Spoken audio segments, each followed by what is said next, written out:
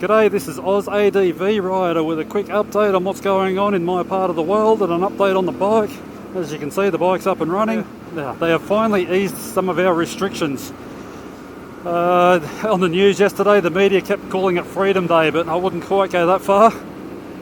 But we're allowed out for any reason now. We are still restricted. We have to stay within the metro Melbourne area, which is quite a large area, so I can go for a decent ride now. I think I can get all the way to Matlock, which is 2 or 3 hours away. Yeah, so we're allowed 50 people in a pub or restaurant. We're allowed 10 people in your home. You can gather in groups of up to 15 as long as everybody is fully vaccinated. It seems strange that they're opening up now. We've been in harsh lockdowns when we've only had a handful of cases, and now we have like 2,000 cases a day. We're coming out of lockdown, so the reason being is because we've hit 70% vaccination rate. So it should only be a week or so and we'll hit 80% and we'll open up a lot more then. So I'll be looking forward to that. It's been a beautiful day all day while I've been at work, and it's just starting to come over cloudy now. It's forecast rain this arvo, and a lot of rain for Saturday, unfortunately.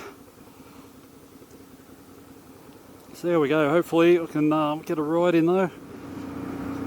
So as for the bike, it's riding really well, feels great. There won't be a makeover episode this week, unfortunately. I didn't get a lot done on the bike, not the makeover anyway. I've been doing other maintenance jobs on it. I noticed my clutch actuator was broken, so I replaced it and the cable, and then realised the seal behind it was leaking, so oh shit.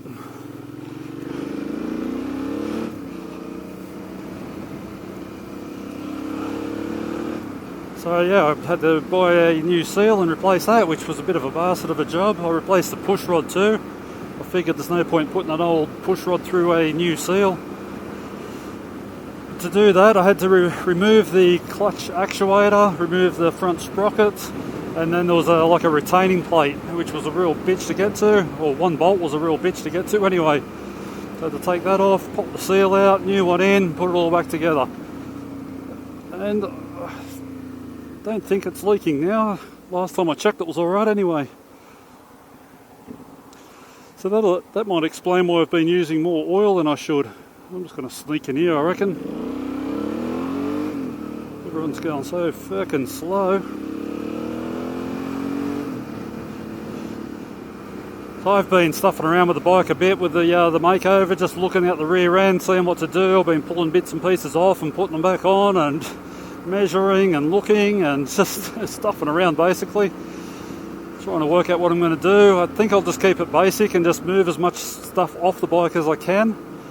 I'm going to cut that rear fender right back. I've already taken the pillion pegs off. They weigh quite a bit, they're about 1 kilo each, I reckon. So yeah, then we'll go from there. I do want to make my own rack, but whether I can do it or not is another thing.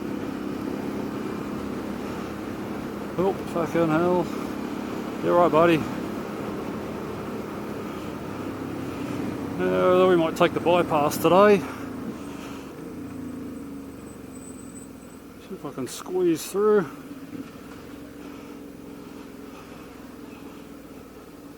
Yeah, we had been limited to 15 Ks, which was a real pain in the arse.